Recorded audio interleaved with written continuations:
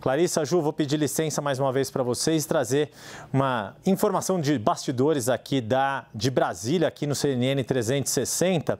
Semana que vem, há toda uma expectativa dos dados que vão ser divulgados em relação ao desmatamento na Amazônia. E o governo tem uma expectativa de que vai haver uma forte redução nos dados consolidados até julho.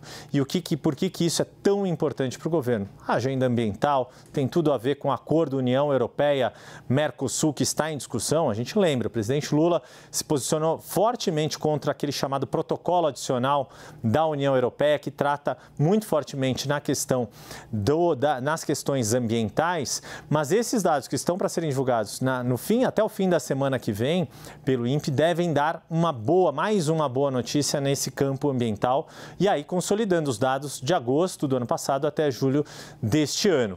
Alguns setores mais otimistas estão falando em cifras bastante altas de queda no desmatamento e este balanço que é feito entre agosto e julho de um primeiro ano de mandato presidencial, ele é ainda mais importante porque ele leva em conta uma boa parcela do governo anterior e já as ações do atual governo, sob o comando da ministra do Meio Ambiente, Marina Silva. Então, qualquer redução não é só uma redução deste atual governo, mas uma redução que enfrenta eventuais índices ainda elevados do final do governo Jair Bolsonaro. E isso vai ser muito celebrado porque vai vir a público às vésperas da Cúpula do Clima, um grande evento que vai ter a presença do presidente Luiz Inácio Lula da Silva em Belém, cidade que também vai ser, em 2025, sede da COP, da Conferência do Clima, ou seja, é uma forma, um caminho que o governo tem atualmente para demonstrar que mudou a agenda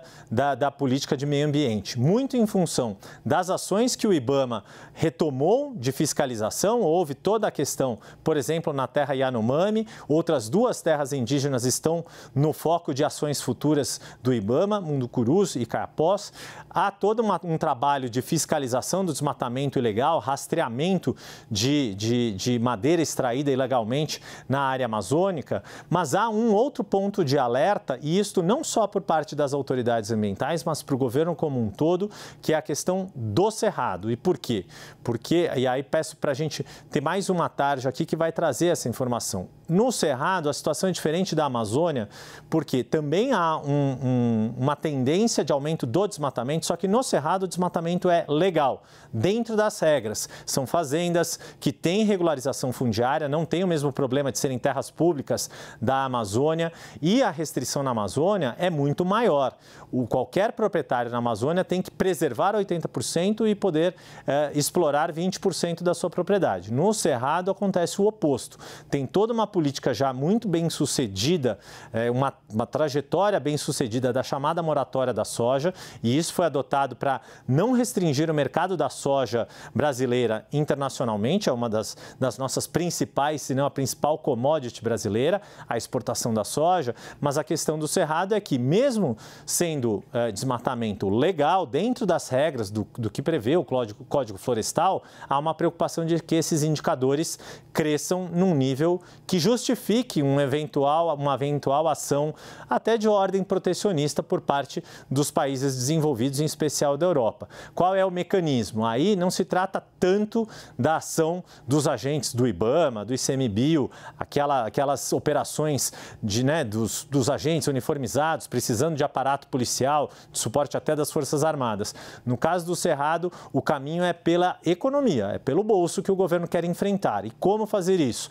Por meio de incentivos para que o próprio produtor decida preservar uma área maior da sua propriedade, em vez de produzir soja em toda a sua área, ter um incentivo para que proteja um pouco mais do que o mínimo legal e, com isso, receba pagamentos por meio dos serviços ambientais, tenha outros tipos de incentivos por meio do crédito de carbono, um mercado que o governo quer regular e botar a proposta na rua ainda neste ano de 2023, ou por meio de outras ações relacionadas à preservação de nascentes, um cuidado com a área toda de recursos hídricos, que também é outro ponto importante. Tudo isso para dizer que a agenda ambiental também é fundamental para o governo Lula, seja do ponto de vista da economia interna, economia doméstica, tentar criar mecanismos para uma dinâmica importante, mas sem dúvida alguma para essa política externa e para poder, né, a rigor ali, na outra semana, no meio de agosto, dias 7 e 8 de agosto, lá em Belém do Pará,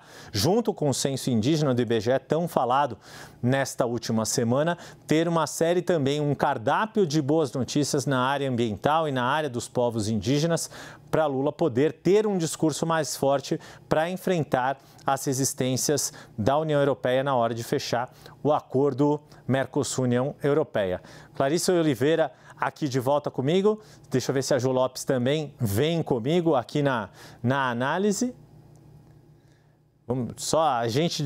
Vou pedir uma desculpinha para vocês aqui, que a gente está se acostumando nessa ancoragem aqui 100% feita de Brasília.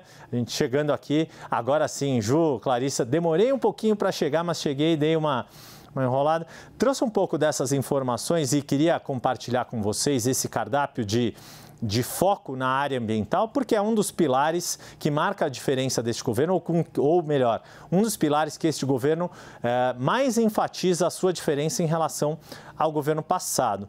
Juliana Lopes, esta agenda ambiental, o governo tem, na sua avaliação, conseguido superar ou cumprir, ao menos, com as expectativas de mudança na área ambiental? A ministra Marina Silva passou por um momento difícil, né, na organização ministerial, que a Clarice Oliveira mencionou mais cedo ali na discussão da MP no Congresso, mas, na sua avaliação, o governo tem conseguido achar um discurso e uma prática condizente com o que se propôs a fazer nas políticas ambientais?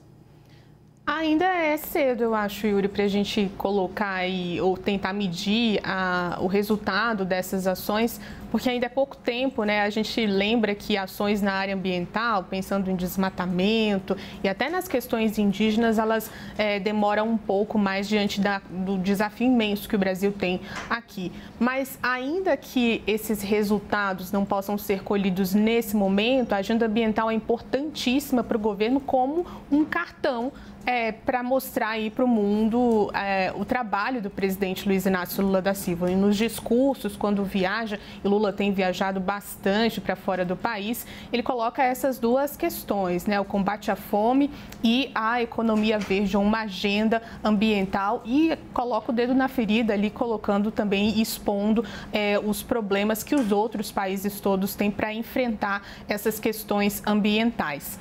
É uma prioridade do governo colocar essa agenda em prática em várias áreas, e aí eu destaco que você chamou a atenção para o Ministério da Fazenda, essa agenda da economia verde, da regulamentação do mercado de carbono, é uma das prioridades do Ministério da Fazenda depois que forem vencidas, então, essas questões da reforma tributária, da votação do marco fiscal, porque eles entendem que é um cartão de visitas importante, né? Um legado que o governo pode deixar para marcar essa reaproximação com os outros países, essa reaproximação pensando aí na relação com o mundo inteiro, né? Uma relação que estava em alguns países desgastada no governo Bolsonaro, e a agenda ambiental é um caminho aberto para que essa discussão aconteça, principalmente se a gente leva em consideração a importância da Amazônia. Então, sim, se essas boas notícias ainda não estão sendo colhidas, e eu lembro que lá na transição, quando estava pensando ali em quem colocar nas agências de fiscalização, o governo já falava nisso, de ter resultados já nos primeiros meses de governo ou no primeiro ano de governo. Por isso, era preciso encontrar pessoas que tocassem esse trabalho da maneira mais rápida possível. Ainda que esses resultados não sejam colhidos nesse momento, é sim uma prioridade para o governo bater nessa tecla e colocar alguma política pública dessa agenda ambiental em discussão, porque é isso que faz com que o Brasil seja discutido, seja mencionado pelos outros países na agenda externa. Yuri. Clarissa, correndo um alto risco aqui, te peço desculpa de antemão de cometer uma indiscrição, mas enfim, eu e Clarissa já trabalhamos juntos em outras redações, cobrimos eleições juntos.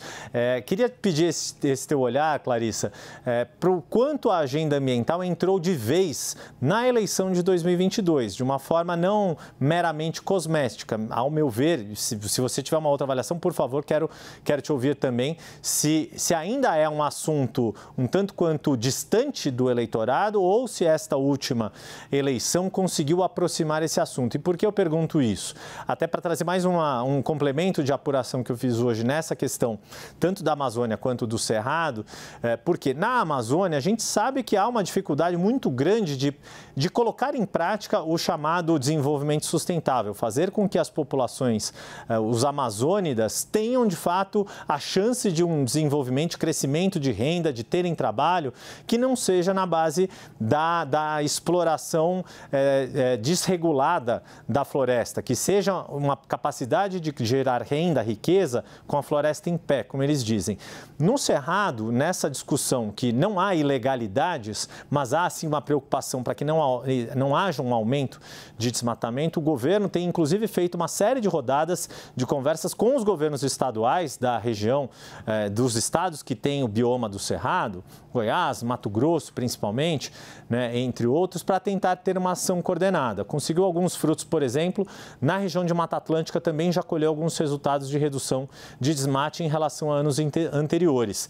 Minha pergunta para você, Clarissa, depois de todo esse arrazoado, é o quanto, na sua avaliação, o eleitorado de fato se conectou com esta agenda ambiental e, nesse sentido, o governo pode ter um bom discurso para a interlocução com governos e municípios, olhando já para as eleições do ano que vem, que são municipais, para fazer essa agenda avançar mais, ou se ainda é um entrave, ainda na hora de chegar no Congresso, discutir com bancada ruralista, com outros setores, ainda vai enfrentar uma resistência suficientemente forte para esses projetos não andarem na velocidade que as mudanças do clima exigem?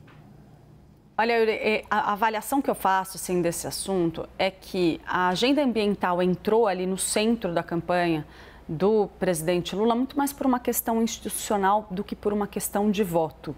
Né? Infelizmente, o Brasil vive dificuldades nesse momento que mexem demais com as primeiras necessidades da população. Então, antes de atentar para a questão ambiental, o eleitor, de fato, estava mais atento na eleição de Lula à sua realidade individual e aos desafios que estão sendo vividos ali de primeira necessidade mesmo. Né? Não é só uma questão de voto, mas a gente não pode esquecer que para fazer um movimento um pouco mais ao centro, tá? E também atender a uma determinada demanda institucional no mercado externo e firmar uma diferença em relação a Jair Bolsonaro, Lula sim teve que trazer o discurso ambiental ali para o centro da sua campanha. Dito isso, eu acho que essa questão da agenda ambiental neste estágio do governo Lula tem duas frentes que são muito importantes para serem analisadas. A primeira é externa, né? Há, de fato, uma determinação do governo em firmar a posição que o contraponha, tá, ao governo Bolsonaro, dizer, olha, aqui não, a gente não passa boiada, aquela referência, aquela famosa frase do ex-ministro Ricardo Salles, né? Aqui a gente não passa boiada. Isso é muito importante para ser apresentado para o mercado externo, como inclusive um discurso para atração de investimentos, para firmar uma nova política externa brasileira, tá? Isso é um primeiro ponto, mas neste exato momento, Lula também precisa dar uma satisfação interna, e essa satisfação é para a ministra do Meio Ambiente, Marina Silva, que aceitou aderir ao governo dele, saiu muito, muito insatisfeita do episódio que a gente viu na MP da Esplanada, em que o Congresso Nacional fez um trabalho de desidratação da sua pasta. E Lula sabe que ele precisa entregar um resultado também dentro de casa para apaziguar os ânimos ali dentro do governo e garantir que Marina Silva continue sendo essa espécie de fiadora importantíssima para o governo nesse setor. Né? Agora, por que os dados de desmatamento, em especial, são tão importantes para o governo Lula? Porque a avaliação, segundo as fontes com as quais eu conversei nos últimos tempos sobre esse tema, de que os números de desmatamento podem ser um indicador importante a ser apresentado, seja internamente ou externamente. A meta que tinham fixado para mim era que até o fim do ano o governo Lula deveria chegar com um número bem consistente de redução do desmatamento dentro dessa estratégia. Se isso acontecer até o fim do primeiro semestre, melhor ainda, né? Então, acho que isso é fundamental. Por quê? Porque Lula tem uma outra agenda que não é muito afinada com a questão ambiental pela frente. Ele quer acelerar muito grandes obras estruturantes. E para atrair dinheiro para essas obras, ele sabe que vai ter polêmica de licenciamento ambiental.